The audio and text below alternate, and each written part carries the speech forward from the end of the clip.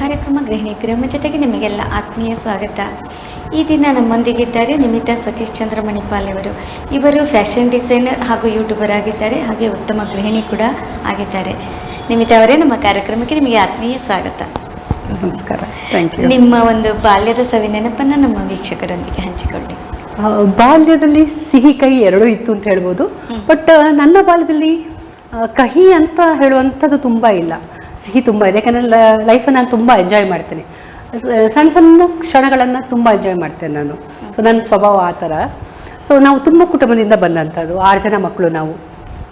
ಅದ್ರ ಜೊತೆ ಕಸಿನ್ಸ್ ಎಲ್ಲ ಇದ್ವಿ. ನಾವೆಲ್ಲ ಸ್ಯಾಟರ್ಡೆ ಸಂಡೇ ಆದರೆ ನಾವೆಲ್ಲ ಕಸಿನ್ಸ್ ಎಲ್ಲ ಒಟ್ಟಿಗೆ ಸೇರ್ತಾ ಇದ್ವಿ. ಒಟ್ಟಿಗೆ ಆಟ ಆಡೋದು, ಹೊರಗಡೆ ಹೋಗೋದೆಲ್ಲ. ಸೊ ಚೆನ್ನಾಗಿತ್ತು ಬಾಲ್ಯ. ತುಂಬ ಮುಗ್ಧತೆಯಿಂದ ಇರುತ್ತಲ್ಲ ಆವಾಗ, ಬೇರೆ ಯಾವುದ್ರ ಬಗ್ಗೆ ಚಿಂತೆ ಇರಲ್ಲ. ನಾನು ಆವಾಗ ಸ್ವಲ್ಪ ಸೌಮ್ಯ ಸ್ವಭಾವ, ಈಗ ಅಟ್ಲೀಸ್ಟ್ ಸ್ವಲ್ಪ ನಾನು ಬದಲಾಗಿದ್ದೇನೆ. ಆವಾಗ ತುಂಬ ನನ್ನ ಪರಿಚಯ, ನನ್ನ ಫ್ರೆಂಡ್ಸ್, ನನ್ನ ಫ್ಯಾಮಿಲಿ ಜೊತೆ ತುಂಬ ಮಾತಾಡ್ತಿದ್ದೆ. ಅದು ಬಿಟ್ಟು ಹೊರಗಡೆ ಸ್ವಲ್ಪ ಕ್ವಾಯಿಟ್ ಇರ್ತಿದ್ದೆ. ಬಟ್ ಚೆನ್ನಾಗಿತ್ತು ಬಾಲ್ಯ. ಒಂದು ಶನಿವಾರ ಅಥವಾ ಆದಿತ್ಯವಾರ ಒಂದು ಬೆಟ್ಟ ಗುಡ್ಡ ಹೋಗೋದಂಗೆ ತುಂಬ ಇಷ್ಟ. ನೇಚರ್ ಅಂದರೆ ತುಂಬ ಇಷ್ಟ. ಸೊ ಹೊರಗಡೆ ಹೋಗ್ತಿದ್ವಿ, ಬೆಟ್ಟ ಗುಡ್ಡ ಎಲ್ಲ ಹತ್ಕೊಂಡು, ಅಲ್ಲಿ ಕುಂಟಲೆ ಹಣ್ಣು ಹೇಳ್ತಾರೆ, ಅದು ಮಾವಿನಕಾಯಿ ತಿಂದ್ಕೊಂಡು ನಮ್ಮ ಬಾಲ್ಯ ಆ ಥರ ಕಳೆದಿದ್ದು ನಾವು. ನಿಮ್ಮ ತಂದೆ ತಾಯಿ ಮಂಗಳೂರಲ್ಲಿ. ನಾನು ಹುಟ್ಟಿದ್ದು ಬೆಳೆದದ್ದು ಓದಿದ್ದೆಲ್ಲ ಮಂಗಳೂರಲ್ಲಿ. ಮದುವೆ ಹಳ್ಳಿ ಅಂತಲ್ಲ, ಹಳ್ಳಿನೂ ಅಲ್ಲ ಸಿಟಿಯೂ ಅಲ್ಲ, ಆ ಥರ ಇತ್ತು. ಬಟ್ ಅಂದರೆ ನಾವು ಈಗ ಟ್ರೆಕ್ಕಿಂಗ್ ಅಂತ ಫ್ಯಾಷನ್ ಅಲ್ವಾ, ಆವಾಗ ಸಡನ್ ಎಲ್ಲರ ಮನೇಲಿ ಎಲ್ಲರೂ ಹೋಗ್ತಾ ಇದ್ರು. ಸ್ಯಾಟರ್ಡೆ ಅಥವಾ ಸಂಡೇ ನಾವು ಹೋಗ್ತಿದ್ವಿ. ಬೆಳಿಗ್ಗೆ ಹೋದ್ರೆ ಸಂಜೆ ಮನೆಗೆ ಬರ್ತಾ ಇದ್ವಿ. ಆಟ ಆಡ್ಕೊಂಡು ತುಂಬ ನಮ್ದೊಂದು ದೊಡ್ಡ ಗ್ರೂಪೇ ಇರ್ತಿತ್ತು ಆವಾಗ ಆಟ ಆಡುವಾಗ. ಹಾಗೆ. ನಿಮ್ಮ ತಂದೆ ತಾಯಿ ಹೆಸರು? ತಂದೆ ತಾಯಿ, ನಂದು ಅಪ್ಪ ಇಲ್ಲ, ಇವಾಗ ತೀರ್ಕೊಂಡಿದ್ದಾರೆ. ಅಮ್ಮನ ಹೆಸರು ಚಂದ್ರಾವತಿ ಅಂತ, ಅಪ್ಪ ರಾಜೀವ್ ಬಂಗೇರ ಅಂತ ಹೇಳಿ. ತುಂಬ ಪ್ರೀತಿಯಿಂದ ಬೆಳೆಸಿದ್ದಾರೆ ಅಪ್ಪ ಅಮ್ಮ. ಮುದ್ದಿನ ಮಗಳು ಅಂತ ಹೇಳ್ಬೋದು. ನೀವೆಷ್ಟನೇ ಮಗಳು? ನಾನು ಕೊನೆಯವಳಿಂದ ಮುಂಚಿನವಳು, ಬಟ್ ನಾನು ಸ್ವಲ್ಪ ಕೊನೆಯವಳಾಗೇ ಇದ್ದೆ. ಯಾಕೆಂದರೆ ಅಪ್ಪ ಅಮ್ಮನ ಹಿಂದೆ ಇರುವವಳು ಯಾವಾಗಲೂ. ಹಾಗೆ. ನಿಮ್ಮ ವಿದ್ಯಾಭ್ಯಾಸ ಎಲ್ಲ ನಾನು ಮಂಗಳೂರಲ್ಲೇ ಮಾಡಿದ್ದು. BCom ಮಾಡಿದ್ದೀನಿ. ಆಮೇಲೆ ಕಂಪ್ಯೂಟರ್ ಅದು ಕೋರ್ಸ್ ಮಾಡಿದ್ದೇನೆ, ಡಿಪ್ಲೊಮಾ ಮಾಡಿದ್ದೇನೆ ಅದರಲ್ಲಿ. ಆಮೇಲೆ 1 year ಡಿಪ್ಲೊಮಾ ಮಾಡಿದ್ದು. ಆಮೇಲೆ ಮದುವೆ ಆದಮೇಲೆ ಪುನಃ ನನ್ನ ಎಜುಕೇಷನ್ ನಾನು ಕಂಟಿನ್ಯೂ ಮಾಡಿದ್ದೆ. ನಿಮ್ಮ ಸ್ಕೂಲ್ ಕಾಲೇಜ್ ಡೇಸಲ್ಲಿ ಕೆಲವೊಂದು ನೆನಪಿಟ್ಕೊಳ್ಳುವಂಥ ಪ್ರಸಂಗ? ನೆನಪಿಟ್ಕೊಳ್ಳುವಂಥದ್ದು ಸ್ಕೂಲ್ ಡೇಸಲ್ಲಿ ಅಂಥದ್ದು ಏನು ಅಂತ ಇಲ್ಲ ಹೇಳ್ಬೋದು. ಯಾಕಂತ ಹೇಳಿದ್ರೆ ನಾನು ಸ್ಕೂಲಲ್ಲಿ ಮನೆ ಹತ್ರನೇ ಇತ್ತು ಸ್ಕೂಲ್, ನಡ್ಕೊಂಡು ಹೋಗೋದು ಬರೋದು. ಬಟ್ ಡ್ಯಾನ್ಸ್ ತುಂಬ ಇಷ್ಟ ಇತ್ತು. ನಮ್ಗೊಂದು ಲೀನಾ ಟೀಚರ್ ಅಂತ ಇದ್ರು, ಅವ್ರ ಬಗ್ಗೆ ಹೇಳಲೇಬೇಕು. ಇತ್ತೀಚೆಗೆ ಸಿಕ್ಕಿದ್ರು ಅವರು, ನನಗೆ ತುಂಬ ಖುಷಿ ಆಯಿತು ಅವರನ್ನು ಮೀಟ್ ಆಗಿ. ಅವರು ಡ್ಯಾನ್ಸ್ ಹೇಳ್ಕೊಡ್ತಾ ಇದ್ರು. ಮತ್ತು ಅವ್ರಿಗೇನೋ ನಾನಂದರೆ ತುಂಬ ಇಷ್ಟ, ತೊಡೆ ಮೇಲೆ ಕುತ್ಕೊಳ್ಳಿಸೋದು ಏನೋ ತುಂಬ ನನ್ನ ನೆನಪು. ಈಗ ಬಾಲ್ಯ ನನ್ನದು ಪ್ರೈಮರಿ ಸ್ಕೂಲ್ ಅಂತ ಯೋಚನೆ ಮಾಡಿದೆ. ನನಗೆ ಆ ಟೀಚರ್ ಮತ್ತೊಬ್ಬರು ಭರತ ಟೀಚರ್ ಅಂತ ಇದ್ದರು, ಅವರದ್ದು ತುಂಬ ನೆನಪಾಗುತ್ತೆ. ಆಮೇಲೆ ಸ್ಕೂಲಲ್ಲಿ ಸ್ವಲ್ಪ ನನ್ನಷ್ಟಕ್ಕೆ ನಾನು ಆ ಥರ ಏನಿಲ್ಲ. ಡ್ಯಾನ್ಸಲ್ಲಿ ಯಾವಾಗಲೂ ಡ್ಯಾನ್ಸಲ್ಲಿ ಡ್ಯಾನ್ಸ್ ತುಂಬ ಇಷ್ಟ ನನಗೆ. ಆಮೇಲೆ ನಾನು ಒಂದು ಹೈಸ್ಕೂಲ್ ಮಾಡಿದ್ದು ನಾನು ಸೇಂಟ್ ಆಗ್ನೆಸಲ್ಲಿ. ವಿಷಯದ ಆ ಫ್ರೆಂಡ್ಸ್ ನನಗೆ ಇವತ್ತು ಟಚ್ಚಲ್ಲಿದ್ದಾರೆ. ನಾನು ಸ್ಕೂಲ್ ಫ್ರೆಂಡ್ಸ್ ಇವತ್ತಿಗೂ ನನ್ನ ಫ್ರೆಂಡ್ಸ್, ನನ್ನ ಕಾಲೇಜ್ ಫ್ರೆಂಡ್ಸ್ ಆಗಿರ್ಬೋದು, ನಾನು ಎಲ್ಲಿ ಜಾಬ್ ಮಾಡ್ತಾಯಿದ್ದೆ ಆ ಫ್ರೆಂಡ್ಶಿಪ್ ಇವತ್ತಿನವರೆಗೂ ಇದೆ. ಆಮೇಲೆ ಮದುವೆ ಆದಮೇಲೆ ಹೊಸ ಫ್ರೆಂಡ್ಶಿಪ್ ಮಾಡಿದ್ದು ತುಂಬ ಕೆಲವು ನನ್ನ ಬಾಲ್ಯದಿಂದ ಯಾರೆಲ್ಲ ಇದ್ದಾರೆ ನನ್ನ ಜೊತೆ ಇವತ್ತಿಗೂ ಇದ್ದಾರೆ.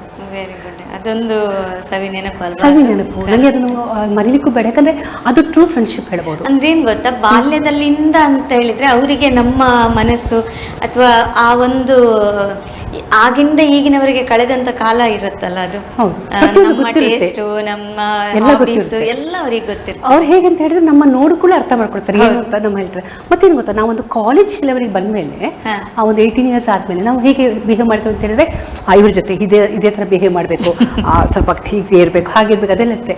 ನಮ್ಮ ಬಾಲ್ಯದ ನಮ್ಮ ಗೆಳತಿಯರ ಜೊತೆ ನಾವು ಹೇಗಿದ್ರು ನಡೀತೆ ಅವ್ರಿಗೆ ಗೊತ್ತಿರ್ತದೆ. ನಾವು ಹೇಗೆ ಅವರ ಎದುರು ನಾವು ಹೀಗೆ ಹಾಗೆ ಅಂತ ಏನು ನಾವು ಆ ಥರ ವರ್ತಿಸ್ಬೇಕು ಅಂತ ಇಲ್ಲ. ಮ್ಯಾನೇಜ್ ತುಂಬ ಇಂಪಾರ್ಟೆಂಟ್ ಆಗಲ್ಲ. ಹಾಗೆ ನಾನು ನಿಮಿತಾ ಹೇಗಿರ್ತಾಳೆ ಅದೇ ಥರ ಇರ್ತಾಳೆ ಫ್ರೆಂಡ್ಸ್ ಜೊತೆ. ಹಾಗೆ. ಮದುವೆ ನಂತರದ ಜೀವನ ಅದೇ ನಂದು ಮದುವೆ ಮುಂಚೆ ಸ್ವಲ್ಪ ಹೇಳಬೇಕಾಗತ್ತೆ. ಯಾಕಂದರೆ ಇದರಿಂದ ಎಷ್ಟೋ ಜನಕ್ಕೆ ಇನ್ಸ್ಪೈರ್ ಆಗಬಹುದು. ಈಗ ದೊಡ್ಡ ವಿಷಯ ಅಲ್ಲ, ಬಟ್ ಆಗಿನ ಕಾಲಕ್ಕೆ. ಯಾಕಂದ್ರೆ ನಂದು PUC ಆಯಿತು.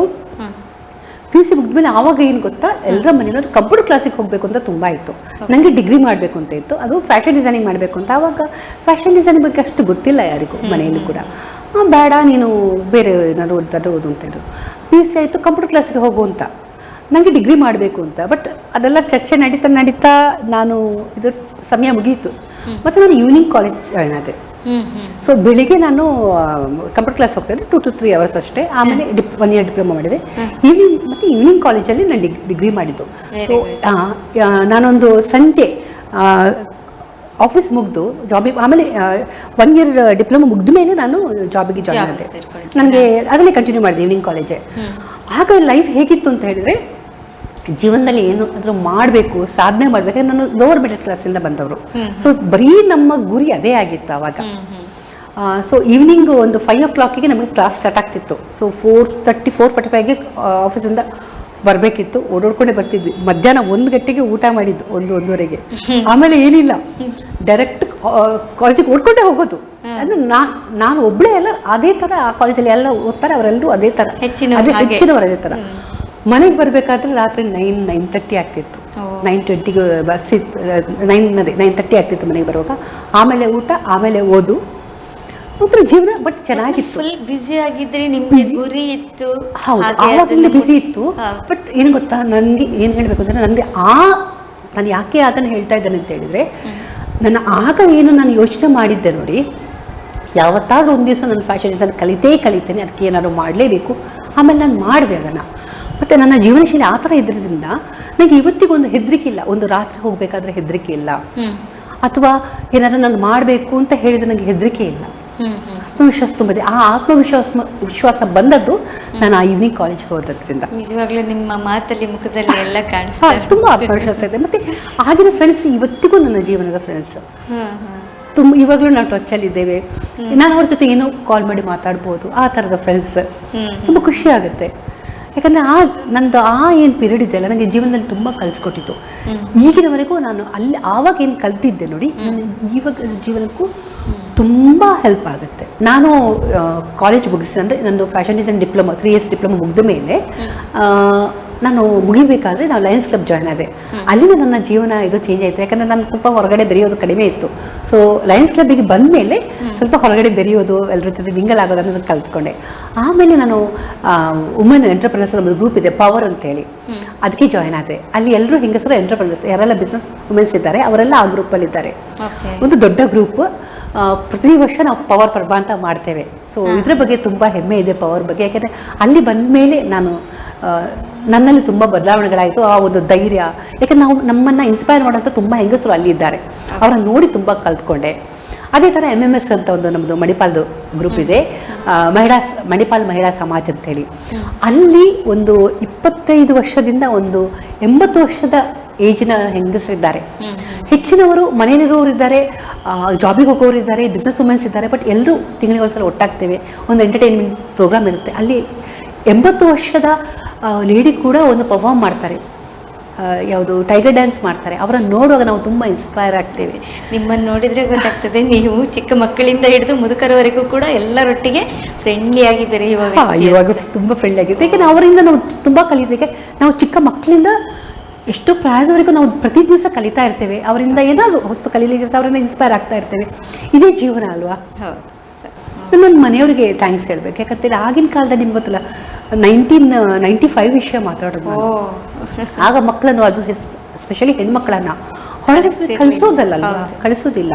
ಆದರೆ ನಮ್ಮಪ್ಪ ತುಂಬ ಜಾಗ್ರತೆ. ಅವರು ಬಸ್ ಸ್ಟ್ಯಾಂಡ್ ಹತ್ರ ಬಂದು ಕಾಯ್ತಾರೆ. ಆ್ಯಕ್ಚುಲಿ ನಮಗೆ ಬಸ್ ಸ್ಟ್ಯಾಂಡ್ ಮನೆಗೆ ಕಾಣುತ್ತೆ, 2 minutes ಕೂಡ ಇಲ್ಲ.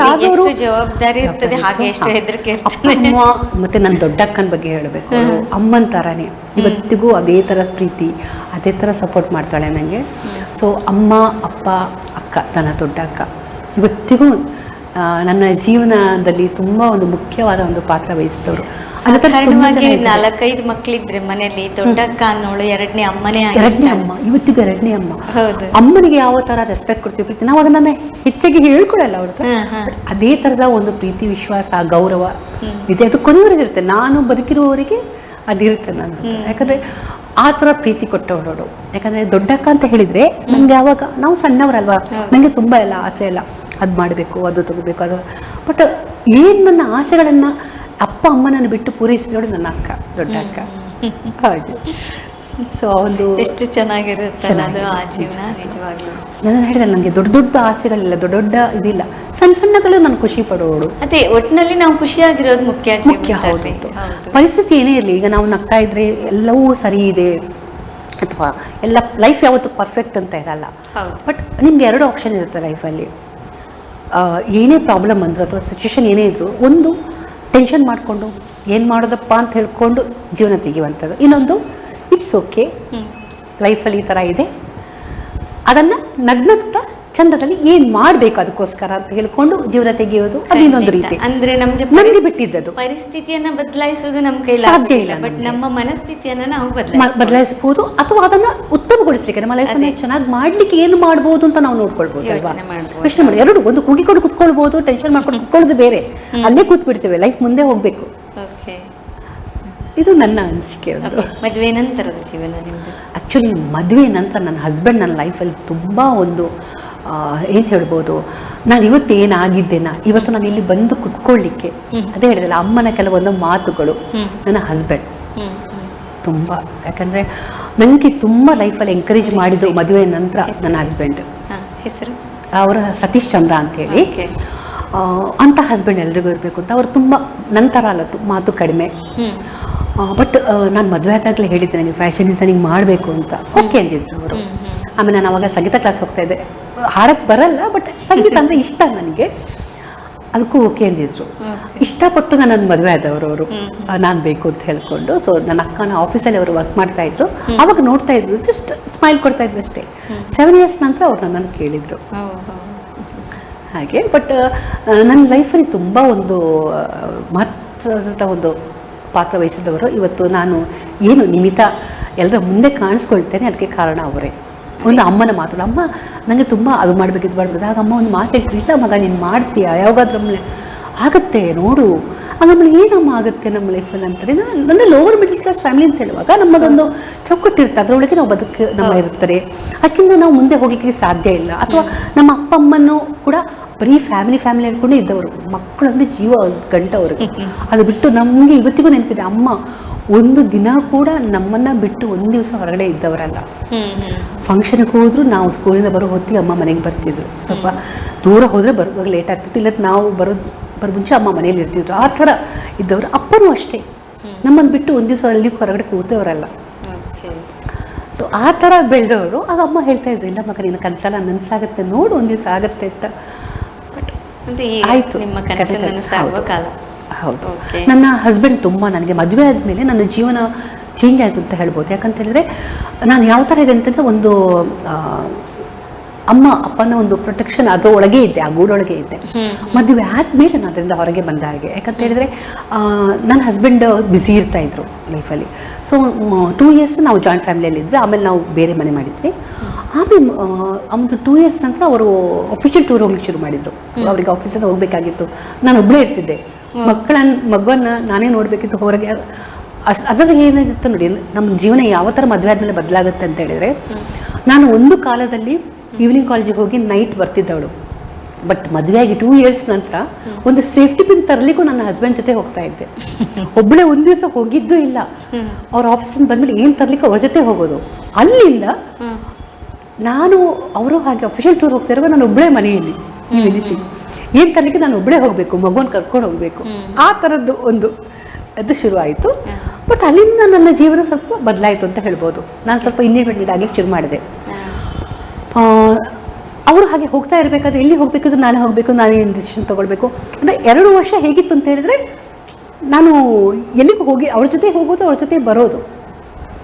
ಆಮೇಲೆ ಒಂದು ಸಲ ಒಂದು ಆಕ್ಸಿಡೆಂಟ್ ಆಯಿತು. ಬೈಕಲ್ಲಿ ಹೋಗ್ತಾ ಇರಬೇಕಾದ್ರೆ ನಾನು, ನನ್ನ ಮಗು, ನನ್ನ ಹಸ್ಬೆಂಡ್. ಸಣ್ಣ ಆಕ್ಸಿಡೆಂಟ್, ದೊಡ್ಡ ಆಕ್ಸಿಡೆಂಟ್ ಅಲ್ಲ, ಬಟ್ ಅದು ನನ್ನ ಜೀವನವನ್ನು ಬದಲಾಯಿಸಿತು. ಅದರ ಮುಂಚೆ ನಮ್ಮದು ಭಾವ ಮತ್ತು ಭಾವನ ಹೆಂಡತಿನೊಂದು ಆಕ್ಸಿಡೆಂಟ್ ಆಯಿತು. ಅವಾಗ ನಮ್ಮ ಭಾವ ತುಂಬ ದಿವಸ ಹಾಸ್ಪಿಟಲಲ್ಲಿದ್ದರು.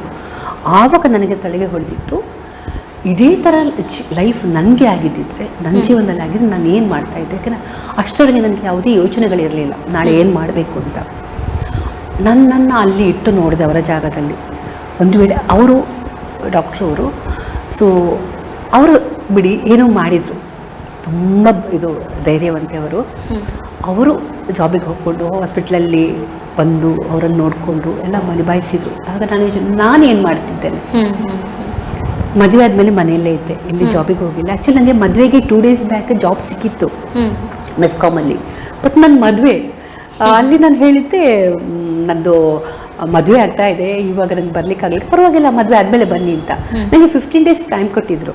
ಬಟ್ ನಾನು ಅಲ್ಲಿ ಹೋಗ್ಬೇಕಾದ್ರೆ 21 days ಆಗಿತ್ತು. ಹನಿಮೂನ್ಗೆಲ್ಲ ಹೋಗಿ ಬರಬೇಕಾದ್ರೆ ನಂಗೆ ಹೋಗ್ಲಿಕ್ಕೆ ಆಗಲಿಲ್ಲ ಅವಾಗ. ಬಟ್ ಹೋಗ್ಬೇಕಾದ್ರೆ ನನ್ನ ಜಾಬ್ ಬೇರೆಯವ್ರಿಗೆ ಸಿಕ್ಕಿತ್ತು, ಬೇರೆಯವರು. ಮತ್ತೆ ಹೇಳಿದ್ರು ಅವರ ಪ್ಲೇಸ್ ನಿಮಗೆ ಖಾಲಿ ಇದೆ, ಬರೋದಾದ್ರೆ ಬನ್ನಿ ಅಂತ. ಮತ್ತೆ ಮಂಗಳೂರಲ್ಲಿ ಅಲ್ವ, ನನ್ನ ಹಸ್ಬೆಂಡ್ ಬೇಡ ಅಂತ, ಅಪ್ ಆ್ಯಂಡ್ ಡೌನ್ ಮಾಡೋದು ಬೇಡ ಅಂತ. ಸೊ ಅಲ್ಲಿಗೆ ನನ್ನ ಆ ಏನು ಕೆಲಸದ ಕನಸು ಅಲ್ಲಿಗೆ ಹೋಯಿತು. ಬಟ್ ನನ್ನ ಮಗನನ್ನು ಬೆಳೆಸಬೇಕಿತ್ತು. ಸೊ ಮಗನು 2 ಮಕ್ಕಳು ನನಗೆ, ಒಂದು ಗಂಡು ಒಂದು ಹೆಣ್ಣು. ಮಗ 22 years ಇವಾಗ, 22ನೇ ವರ್ಷ. ನನ್ನ ಮಗಳು ಇವಾಗ 17ನೇ ವರ್ಷ. ಇವಾಗ 17 ವರ್ಷ. ನಂತರ ನೀವು ಡಿಸೈಡ್ ಮಾಡಿದ್ರಿ fashion design continue. Fashion design ಮಾಡೋದು ಮನಸ್ಸಲ್ಲಿ ಇತ್ತು, ಬಟ್ ನಾ ಹೇಗೆ ಹೋಗೋದು, ಮಗ ಇದ್ದಾನೆ ಅವಾಗ.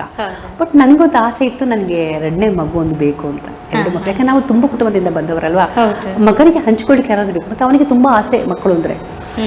ಮತ್ತು ತಂಗಿ ಬೇಕು ಅಂತ ಹೇಳ್ತಿದ್ದೆ ಅವಳು ಯಾವಾಗಲೂ. ಪಕ್ಕದ ಮನೆಯಲ್ಲ ಮಕ್ಳಿಗೆ ಹೋದ್ರೆ ಕೇಳ್ತಾ ಇದ್ದ, ಈ ಮಗು ನಮ್ಗೆ ಕೊಡ್ತೀರಾ ಅಂತಲೂ ಕೇಳಿದ್ದೆ ಅವನು. ನನಗೆ ಹೇಳೋದಮ್ಮ ನನಗೆ ತಂಗಿ ಬೇಕು. ಮತ್ತು ಯಾವಾಗಲೂ ಸ್ಕೂಲಿಂದ ಬರಬೇಕಂತ ಅವನು ಹೇಳೋದು, ಎಲ್ಲರೂ ಟಾಟಾ ಬಾಯ್ ಮಾಡಿಕೊಂಡು ತಂಗಿನೋ ತಮ್ಮನೋ ಅಣ್ಣನೇ ಯಾರು ಇರ್ತಾರೆ, ನನಗೆ ಯಾರು ಇಲ್ಲ ಅಮ್ಮ ಅಂತ. ಅವನಿಗೆ ಮಕ್ಕಳು ಅಂದರೆ ತುಂಬ ಇಷ್ಟ. ನಾನು ಹಸ್ಬೆಂಡ್ ಹತ್ರ ಹೇಳ್ತಾ ಇದ್ದೆ, ಅವರು ನನಗೆ ಇನ್ನೊಂದು ಮಗು ಬೇಕು. ಅವರು ಬೇಡ ಅಂತ ಹೇಳಿದರು. ಯಾಕಂದರೆ ನನಗೆ ಫಸ್ಟಿನ ಮಗು ಆಗಿದ್ದು ಸ್ವಲ್ಪ ಕಷ್ಟ ಅಂತಂದರೆ, ನಾವು 2 months ಪ್ರೆಗ್ನೆಂಟ್ ಇರಬೇಕಾದ್ರೆ ಬೈಕಲ್ಲಿ ತುಂಬ ಬೆಳಗಿಂದ ಸಂಜೆ ತಿರುಗಾಡಿ ಸ್ವಲ್ಪ ಪ್ರಾಬ್ಲಮ್ ಆಗಿತ್ತು. ಸೊ ನಾನು ಬೆಡ್ ರೆಸ್ಟಲ್ಲಿದ್ದೆ 9 monthsವರೆಗೂ. ಸೊ ಅದರಿಂದ 2ನೇ ಮಗು ಬೇಡ ಅಂತ ನನ್ನ ಹಸ್ಬೆಂಡ್ ಹೇಳಿದರು. ಬೇಡ ಫಸ್ಟಿದ್ದಲ್ಲಿ ನೀನು ಕಷ್ಟಪಟ್ಟಿದ್ದಕ್ಕ ತುಂಬ ಕಷ್ಟ. ಯಾಕಂದರೆ ಬರೀ ಆಕಾಶನೇ ನೋಡಿದ್ದು ನಾನು. 2 ತಿಂಗಳು ತಿರುಗಾಡಿದ್ವಿ ಅಷ್ಟೇ, ಬಿಟ್ಟರೆ ಆಮೇಲೆ ಬೆಡ್ ರೆಸ್ಟಲ್ಲೇ ಇದ್ದೆ. ಇಲ್ಲಿ ಹೊರಗೆ ಹೋಗುವಾಗಿರಲಿಲ್ಲ. ಅದನ್ನು ಸಾಕು ಅಂತ ಹೇಳಿದರು, ಒಂದೇ ಮಗು ಸಾಕು, ಬೇಡ ನಿಂಗೇನಾದ್ರೂ ಆದರೆ ಅಂತೇಳಿ. ಆದರೆ ನನಗೆ ಇತ್ತು, ಇಲ್ಲ ಏನಾಗಲ್ಲ 2ನೇ ಮಗು ಬೇಕು ಅಂತ ಇತ್ತು. ಸೊ 2ನೇ ಮಗು ಹುಟ್ಟಿದ ಮೇಲೆ ನಂಗೊಂದಿತ್ತು, ಮಕ್ಕಳಿಗೆ ನಮ್ಮ 5 ವರ್ಷ ಕೊಡಬೇಕು. ಅಮ್ಮನಾಗಿ ನನ್ನ 5 ವರ್ಷ ನನ್ನ ಮಕ್ಕಳಿಗೆ ಕೊಡಲೇಬೇಕು. ಯಾಕಂದರೆ ನಮ್ಮಮ್ಮ ನಮ್ಮನ್ನು ಆ ಥರ ಸಾಕಿದಾರಲ್ಲ, ಅದೇನು ಗಿಲ್ಟ್ ಫೀಲಿಂಗ್ ಅಂತ ಹೇಳ್ಬೋದು. ಈಗ ಜಾಬಿಗೆ ಹೋಗೋರಿಗೆ ಎಲ್ರಿಗೂ ಆ ಥರ ಮಾಡ್ಲಿಕ್ಕಾಗಲ್ಲ. ಇದು ನನ್ನ ಒಂದು ಮನಸ್ಸಲ್ಲಿ ಇರುವಂಥದ್ದು. ಸೊ ನಾನು ಆವಾಗ ಯೋಚನೆ ಮಾಡಿದೆ, ಮಗನಿಗೆ 5 ವರ್ಷ ಆಗಬೇಕಾದ್ರೆ ನಾನು ಯೋಚನೆ ಮಾಡಿದೆ, ಫ್ಯಾಷನ್ ಡಿಸೈನಿಂಗ್ ಮಾಡಬೇಕು ಹುಡುಕ್ತಾ ಇದ್ದೆ. ಬಟ್ ನನಗೆ ಉಡುಪಿಯಲ್ಲಿ ಎಲ್ಲಿದೆ ಅಂತ ಗೊತ್ತಿರಲಿಲ್ಲ. ನಿಟ್ಟೆದು ಗೊತ್ತಿತ್ತು, ಮಂಗಳೂರಲ್ಲಿ ಇದರಲ್ಲಿ ಯಾವುದೋ ಮಂಗಳೂರಲ್ಲಿ ಇನ್ನೊಂದು ಕಾಲೇಜ್ ಇದೆ ಅಂತ ಗೊತ್ತಿತ್ತು. ಆದರೆ ನನಗೆ ಇಲ್ಲಿ ಇದೆ ಅಂತ ಉಡುಪಿಯಲ್ಲಿ ಇತ್ತು ಹುಡುಕ್ತಾ ಇದ್ದೆ. ಬಟ್ ಮಗಳದು ವಿಚಾರ ಆಯ್ತಲ್ವ, ಬಿಟ್ಟೆ. ನನ್ನ ಮಗಳು ಹುಟ್ಟಿದ ಮೇಲೆ ಮಗಳಿಗೆ 5 ವರ್ಷ ಕಂಪ್ಲೀಟ್ ಆಗಿ, ಅಂದರೆ ಅವಳು UKG ಹೋಗಬೇಕು ಅಂತ ಆಗಬೇಕಿತ್ತು. LKG ಮುಗಿಬೇಕಾದ್ರೆ ನಾನು ಹುಡುಕ್ಲಿಕ್ಕೆ ಶುರು ಮಾಡಿದೆ ಫ್ಯಾಷನ್ ಡಿಸೈನಿಂಗ್ ಎಲ್ಲಿದೆ ಅಂತೇಳಿ. ಮತ್ತು ನಾನು ಒಂದು ದಿವಸ ರೋಡಲ್ಲಿ ಹೋಗ್ತಾ ಇರಬೇಕಾದ್ರೆ ನಾನು ಒಂದು ಹೋರ್ಡಿಂಗ್ ನೋಡಿದೆ, ಫ್ಯಾಷನ್ ಡಿಸೈನಿಂಗ್ ಕಾಲೇಜಿದ್ದು. ಸೊ ಅಲ್ಲಿ ನೋಡಿದೆ, ಹಸ್ಬೆಂಡ್ ಹತ್ರ ಹೇಳಿದೆ ನನಗೆ ಕಾಲೇಜಿಗೆ ಹೋಗಬೇಕು ಅಂತ. ನನಗೆ ಆಗ 35ನೇ ವರ್ಷ. ಹೋಗೋದಾ ಅಂತ. ಹೋಗು, ನಿಂಗೆ ಇಷ್ಟ ಇದ್ದರೆ ಕಲಿ ಅಂತಂದರು. ಮಕ್ಕಳ ಹತ್ರ ಕೇಳಿದೆ ನಾನು, ನನಗೆ ಕಲಿಬೇಕು ತುಂಬ ಆಸೆ ಇತ್ತು. ನನ್ನ ಮಗಳು 5 ಅಷ್ಟೇ ಹೋಗಿ ಅಮ್ಮ ಪರವಾಗಿಲ್ಲ ಹೋಗಿ ಅಂದು. ಮತ್ತು ನಾನು ಕಾಲೇಜ್ ಜಾಯ್ನ್ ಆದೆ. ನನ್ನ ಜೊತೆ ಕಲಿತಾ ಇದ್ದ ಮಕ್ಕಳೆಲ್ಲ 15, 16, 17 ವರ್ಷದ ಮಕ್ಕಳು. ನಾನು 35 ವರ್ಷದವಳು. ಅವ್ರ ಜೊತೆ ಯೂನಿಫಾರ್ಮ್ ಹಾಕ್ಕೊಂಡು 3 ವರ್ಷ ಫ್ಯಾಷನ್ ಡಿಸೈನ್ ಡಿಪ್ಲೊಮಾ ಮಾಡಿದ್ದೀನಿ. ಅದು ಕೂಡ ಇವಾಗ ಉಡುಪಿಯಲ್ಲಿ ನಿಮ್ಮಿಸ್ ಫ್ಯಾಷನ್ ಆ್ಯಂಡ್ ಬ್ಯೂಟಿ ಅಂತ ಹೇಳಿ ನಂದು ಕೋರ್ಟ್ ರೋಡಲ್ಲಿ ನಂದೇ ಬುಟಿಕ್ ಇದೆ. ಅಲ್ಲಿ ನಾವು ಯಾವುದು ಬ್ಲೌಸ್, ಗೌನ್ ಎಲ್ಲ ಥರದ್ದು ಇಂಡಿಯನ್ ವೆಸ್ಟರ್ನ್ 2 ಔಟ್ಫಿಟ್ಸ್ ರೆಡಿ ಮಾಡ್ತೇವೆ. ಬ್ರೈಡಲ್ ಕೂಡ ಮಾಡ್ತೀವಿ ನಾವು. ಯಾರಾದರೂ ನಮ್ಗೆ ಈ ಥರ ಡಿಸೈನ್ ಮಾಡ್ಕೊಡಿ ಅಂದ್ರೆ ಕೂಡ ನೀವು ಮಾಡ್ಕೊಡಿ. ಹಾಂ, ಇದು ನಮ್ಮದು ಬುಟಿಕಲ್ಲಿ ರೆಡಿ ಮಾಡಿರೋಂಥದ್ದು ಬ್ಲೌಸ್ ಮಾಡ್ತೀವಿ ನಾವು. ಎಲ್ಲ ಟೈಪ್ ಡಿಸೈನ್ಗಳನ್ನು ನಾವು ಮಾಡ್ತೇವೆ. ಓಕೆ.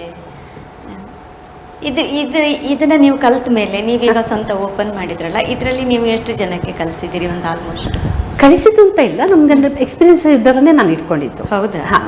ಈಗ 1 year 2 year ಎಕ್ಸ್ಪೀರಿಯನ್ಸ್ ಅಂದರೆ ಅಷ್ಟು ಹೊಸ ಕಲ್ತಾಗಿ, ಅಂದರೆ ಯಾಕಂದ್ರೆ ನಮ್ಮಲ್ಲಿ ಇಡಬೇಕಾದ್ರೆ ನಾವು ಸ್ವಲ್ಪ ಎಕ್ಸ್ಪರ್ಟ್ಗಳನ್ನೇ ಇಡಬೇಕಾಗುತ್ತೆ, ಇಲ್ಲಾಂದರೆ ಸ್ವಲ್ಪ ಕಷ್ಟ ಆಗುತ್ತೆ. ಬಟ್ ಕೆಲವರಿಗೆ ಎಕ್ಸ್ಪರ್ಟ್ ಇರ್ತಾರೆ, ಕೆಲವರು ಇರಲ್ಲ. ಅದು ನಾವು ಟ್ರೈನಿಂಗ್ ಕೊಡ್ತೀವಿ. ಓಕೆ. ಇದ್ರ ಜೊತೆಗೆ ನೀವು ಯೂಟ್ಯೂಬರ್ ಕೂಡ ಹಾಕಿದ್ದೀರಿ, ಅದ್ರ ಬಗ್ಗೆ? ಇದೊಂದು 3 ವರ್ಷಗಳ ಹಿಂದೆ ಅಷ್ಟೇ ನಾನು ನಿಮ್ಮಿ ಜೊತೆ ಅಂತೇಳಿ ಕನ್ನಡ ಯೂಟ್ಯೂಬ್ ಚಾನಲ್ ಸ್ಟಾರ್ಟ್ ಮಾಡಿದೆ. ಆಮೇಲೆ ಇನ್ಸ್ಟಾಗ್ರಾಮಲ್ಲಿ ಕೂಡ ನಂದು ನಿಮ್ಮಿ ಜೊತೆ ಅಂತೇಳಿ ನಾನು ರೀಲ್ಸ್ ಮಾಡ್ತಾ ಇರ್ತೇನೆ ನಾನು ಇನ್ಸ್ಟಾಗ್ರಾಮ್ ಪೇಜಲ್ಲಿ. ಸೊ ಫ್ಯಾಷನ್, ಹೆಚ್ಚಾಗಿ ಟ್ರಾವೆಲ್ ವಿಡಿಯೋಗಳನ್ನು ಜಾಸ್ತಿ, ಯಾಕಂದರೆ ನಂದು ಬುಟಿಕ್ ಇರೋದ್ರಿಂದ ಫ್ಯಾಷನ್ ವಿಡಿಯೋಸ್ ಸ್ವಲ್ಪ ಮಾಡಬೇಕಂತ ಯೋಚನೆ ಮಾಡಿದ್ದೆ, ಬಟ್ ಕಡಿಮೆ ಮಾಡಿದ್ದೇನೆ. ಟ್ರಾವೆಲ್ ನನಗೆ ತುಂಬ ಇಷ್ಟ. ಸೊ ಟ್ರಾವೆಲ್ ವಿಡಿಯೋ, ಸ್ಪೆಷಲಿ ನಮ್ಮದು ಉಡುಪಿ ಬಗ್ಗೆ ನಾನು ಆವಾಗ ಇಲ್ಲಿದು ಪ್ಲೇಸ್ಗಳದ್ದು ಅಥವಾ ಇಲ್ಲಿದು ಏನೋ ಈವೆಂಟ್ಗಳು ನಡೆಯುತ್ತೆ ಅದರದ್ದು ಎಲ್ಲ ನಾನು ವಿಡಿಯೋಗಳನ್ನು ಮಾಡ್ತಾ ಇರ್ತೇನೆ. ನೋಡಿ ನಿಮ್ಮಿ ಜೊತೆ ಅಂತೇಳಿ ಕನ್ನಡ ಯೂಟ್ಯೂಬ್ ಚಾನಲ್ ಇದೆ. ಹಾಗೆ ನಮ್ಮ ಕಾರ್ಯಕ್ರಮದ ಬಗ್ಗೆ ಏನು ಹೇಳಕ್ಕೆ ಇಷ್ಟಪಡ್ತೀರಿ? ತುಂಬ ಖುಷಿ ಆಯಿತು ಮಾತಾಡಿ. ನನ್ನ ಒಂದು ಈ ಜೀವನದ ಒಂದು ಎಕ್ಸ್ಪೀರಿಯನ್ಸನ್ನು ಕೇಳಿ ನಿಮಗೂ ಹೆಲ್ಪ್ಫುಲ್ ಆದರೆ ಅಥವಾ ಅದರಿಂದ ಏನಾದ್ರು ಕಲ್ತ್ಕೊಂಡಿದ್ರೆ ಅಥವಾ ಯಾರನ್ನ ಇನ್ಸ್ಪೈರ್ ಮಾಡಿದ್ರೆ ನನಗೂ ಖುಷಿ. ಗೊತ್ತಿಲ್ಲ ನಾನು ಹೇಗೆ ಮಾತಾಡಿದೆ ಅಂತ. ಗೃಹಿಣಿಯರಿಗೆ ಏನು ಹೇಳಕ್ಕೆ ಇಷ್ಟಪಡ್ತೀರಿ? ಯಾರಿಗೆ? ಗೃಹಿಣಿಯರು ನಿಜವಾಗ್ಲೂ ನಮ್ದು ನೋಡಿ, ಜಾಬಿಗೆ ಹೋಗೋರು 9 to 5 ಆದರೆ ಅವ್ರದ್ದು 9 to 5ಗೆ ಜಾಬ್ ಮುಗಿಯುತ್ತೆ, ಮನೆಗೂ ಬಂದು ಮಾಡ್ತಾರೆ, ಹೌದು. ಆದರೆ ಗೃಹಿಣಿಯರಿಗೆ ಅಂತ ಹೇಳಿದರೆ ಮನೇಲಿ ಇದ್ದೀರಾ ಅಂತ ಹೇಳಿದರೆ, ಈಗ ನಾನು ಕೂಡ 10 ವರ್ಷ ಗೃಹಿಣಿಯಾಗಿದ್ದು ಆಮೇಲೆ ಕಾಲೇಜಿಗೆ ಹೋಗಿ ಆಮೇಲೆ ನಂದು ಬಿಸ್ನೆಸ್ ಸ್ಟಾರ್ಟ್ ಮಾಡ್ತಿದ್ದು. ಸೊ ನನಗೆ ಎರಡೂ ನನ್ನ ಅನುಭವ ಇರೋದ್ರಿಂದ ಗೃಹಿಣಿದು ಕೆಲಸ ಮುಗಿಯೋದೇ ಇಲ್ಲ. ಬೆಳಿಗ್ಗೆ ಅವಳು ಎದ್ದಾಗ ಶುರುವಾದ ಕೆಲಸ, ಅವಳು ಕೆಲಸ ಮುಗಿಯಲ್ಲ, ಅವಳು ಮುಗಿಸ್ಬೇಕಷ್ಟೆ, ಇವತ್ತಿಗೆ ಸಾಕು ಅಂತೇಳಿ ಮಲ್ಕೊಳ್ಬೇಕಷ್ಟೆ, ಮಲಗುವವರೆಗೂ ಆ ಕೆಲಸ ಇರುತ್ತೆ. ಸೊ ಮತ್ತು ನನಗೂ ಅನಿಸೋದು, ಗೃಹಿಣಿಯರೇ ನಿಮ್ಮ ಮನೆಯಲ್ಲಿ ಇರ್ತೀರ ಹೌದು, ಬಟ್ ನಿಮ್ಮದು ಆಸೆ ಇದ್ದರೆ ಅದನ್ನು ಒಂದು ನನಸು ಮಾಡ್ಕೊಳ್ಳಿ. ಆಸೆಯಾಗಿ ಉಳಿಯೋದಿರಲಿ. ವಯಸ್ಸು ಯಾವತ್ತು ಇಂಪಾರ್ಟೆಂಟ್ ಆಗಲ್ಲ. ನಾನು ಯಾವತ್ತೂ ಒಂದು ಮಾತನ್ನು ನೆನಪಲ್ಲಿಡ್ತೇನೆ, ಅದೇ ಥರ ನಡ್ಕೊಳ್ತೇನೆ. ವಯಸ್ಸಾಗೋದು ಕೇವಲ ದೇಹಕ್ಕೆ, ಮನಸ್ಸಿಗಲ್ಲ. ಸೊ ಪ್ರತಿಯೊಬ್ಬರಲ್ಲೂ ಪ್ರತಿಯೊಂದು ಟ್ಯಾಲೆಂಟ್ ಇದೆ. ಪ್ರತಿಯೊಬ್ಬರು, ನಾನು ಹೇಳಿದ್ರೆ, ನೀವು ಜಾಬಿಗೆ ಹೋದರೆ ನೀವೇನೋ ಸಾಧನೆ ಮಾಡಿದ್ದು ಅಂತಲ್ಲ. ನಿಮ್ಮಲ್ಲಿ ಎಷ್ಟು ಆಸೆಗಳಿರ್ಬೋದು, ಸಂಗೀತ ಕಲಿಯೋದಾ, ಅಥವಾ ಗಾರ್ಡನಿಂಗಾ, ಅಥವಾ ನಿಮಗೆ ಎಂಬ್ರಾಯ್ಡ್ರಿದು ವರ್ಕ್ ಇರ್ಬೋದು, ಅಥವಾ ಏನೋ ನಿಮ್ಮ ಚಿಕ್ಕ ಪುಟ್ಟ ಆಸೆಗಳು, ಅಥವಾ ಬರೆಯೋದಾ, ಬರವಣಿಗೆ ಆಗಿರ್ಬೋದು. ಇವಾಗ ವರ್ಕ್ ಫ್ರಮ್ ಹೋಮ್ ಕಲ್ಚರ್ ತುಂಬ ಫೇಮಸ್. ಸೊ ನಿಮಗೆ ಮನೆಯಿಂದ ಹೊರಗೋಗಿ ಏನಾದರೂ ಮಾಡಿಗೆ ಸಾಧ್ಯ ಇಲ್ಲ ಅಂತಾದರೆ ಮನೇಲಿ ಇದ್ದುಕೊಂಡೇ ಏನಾದರೂ ಮಾಡಿ, ಆದರೆ ಮಾಡಿ. ಯಾಕಂದರೆ ಈಗ ಅಲ್ಝೈಮರ್ ಕಾಯಿಲೆ ತುಂಬ ಬರ್ತಾ ಇದೆ. ಕಾರಣ ನಮ್ಮ ಮೈಂಡ್ ಖಾಲಿ ಇರೋದ್ರಿಂದ. ಯಾಕಂದರೆ ನಾವು ಮೆದುಳಿಗೆ, ಈಗ ನಾವು ಕೈಗೆ ಕಾಲಿಗೆ ಕೆಲಸ ಇದೆ, ಇಡೀ ದಿನ ಬ್ಯುಸಿ ಇರ್ತೇವೆ. ಆದರೆ ನಮ್ಮ ಮೆದುಳಿಗೆ ಕೆಲಸ ಕೊಡೋದು ಯಾವಾಗ ನಾವು ಏನಾದರೂ ನಮ್ಮನ್ನು ನಾವು ಯಾವುದಾದ್ರೂ ಒಂದು ಕೆಲಸದಲ್ಲಿ ತೊಡಗಿಸ್ಕೊಂಡಾಗ. ಸೊ ಅದಕ್ಕೆ ನಿಮ್ಮ ಏನಾದರೂ ಆಸೆಗಳಿದ್ದದನ್ನು ಈಡೇರಿಸ್ಕೊಳ್ಳಿ. ಮನೇಲಿ ಕುತ್ಕೊಂಡು ನಿಮ್ಗೆ ಏನು ಬೇಕು ಅದನ್ನು ಮಾಡ್ಕೊಳ್ಳಿ. ನಿಮ್ಮ ಆಸೆ ಏನಾದಿದ್ರೆ ಯಾವುದೂ ಆಗಿರ್ಬೋದು. ಅಂದರೆ ಮನೆ ಕೆಲಸ ಬಿಟ್ಟು ನಿಮಗೆ ಇಷ್ಟ ಇರುವಂಥ ಏನಾದರೂ ಒಂದು ಬೇರೆ ಕೆಲಸ ಮಾಡ್ಕೊಳ್ಳಿ ಅಂತ ಮನೇಲಿ ಇದ್ಕೊಂಡೇ ಮಾಡ್ಬೋದು. ನಿಜವಾಗ್ಲೂ ಉತ್ತಮವಾದ ಸಲಹೆಯನ್ನು ನೀಡಿದಿರಿ ನಿಮಿತಾ ಅವರೇ. ನನಗೆ ತುಂಬ ಇಷ್ಟ ಆದದ್ದಂದ್ರೆ ನಿಮ್ಮ ಬಾಲ್ಯದ ಜೀವನದ ಕಥೆಯನ್ನು ನೀವು ಹೇಳಿದ್ರಲ್ಲ, ನಿಮ್ಮ ತಂದೆ ತಾಯಿಯೊಟ್ಟಿಗೆ, ಅಕ್ಕ ತಂಗಿಯೊಟ್ಟಿಗೆ, ತುಂಬ ರಂಜನೀಯವಾಗಿದೆ ಅಂತ ನನಗನ್ನಿಸ್ತು. ವೀಕ್ಷಕರು ಕೂಡ ಇಷ್ಟಪಡ್ತಾರೆ ಅಂತ ಅನ್ಕೋತೀನಿ. ನಮ್ಮ ಕಾರ್ಯಕ್ರಮಕ್ಕೆ ನೀವು ಇಲ್ಲಿಯ ತನಕ ಬಂದು ನಿಮ್ಮ ಅನಿಸಿಕೆಗಳನ್ನು ನಮ್ಮ ವೀಕ್ಷಕರೊಂದಿಗೆ ಹಂಚಿಕೊಂಡಿದ್ದಕ್ಕಾಗಿ ನಮ್ಮ ತಂಡದ ಪರವಾಗಿ ನಿಮಗೆ ತುಂಬ ಹೃದಯದ ಧನ್ಯವಾದಗಳನ್ನು ಅರ್ಪಿಸ್ತಾ ಇದ್ದೇನೆ.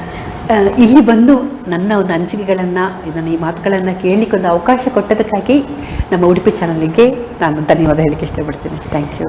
ವೀಕ್ಷಕರೇ, ಇಂದಿನ ಕಾರ್ಯಕ್ರಮವನ್ನು ಇಲ್ಲಿಗೆ ಮುಗಿಸುತ್ತಿದ್ದೇವೆ. ಮತ್ತೆ ಮುಂದಿನ ಎಪಿಸೋಡಲ್ಲಿ ನಿಮ್ಮನ್ನು ಭೇಟಿಯಾಗಲಿದ್ದೇವೆ. ನಮಸ್ಕಾರ.